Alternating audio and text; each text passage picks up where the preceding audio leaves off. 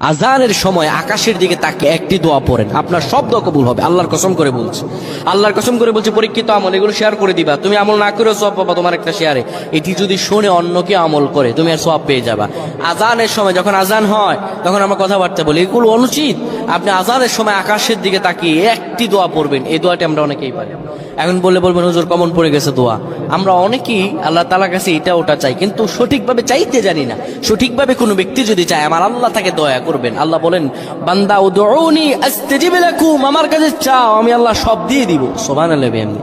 যখন আপনার আজান হয়, আজানের সময় আপনি আসমানের দিকে তাকান, তাকিয়ে আপনি বলুন, পড়তে থাকেন, আল্লাহুম্মা আনতা রাব্বি লা ইলাহা ইল্লা আনতা খলাকতানি ওয়া আনা আবদুকা ওয়া আনা আলা আহদিকা ওয়া ওয়া'দিকা মাসতাতা'তু আউযু বিকা মিন শাররি মা সানা'তু আবু'ু লাকা বিনি'মাতিকা আলাইয়া ওয়া আবু'ু বিযানবি ফাগফির লি ফাইন্নাহু লা ইয়াগফিরুয যুনুবা ইল্লা আনতা।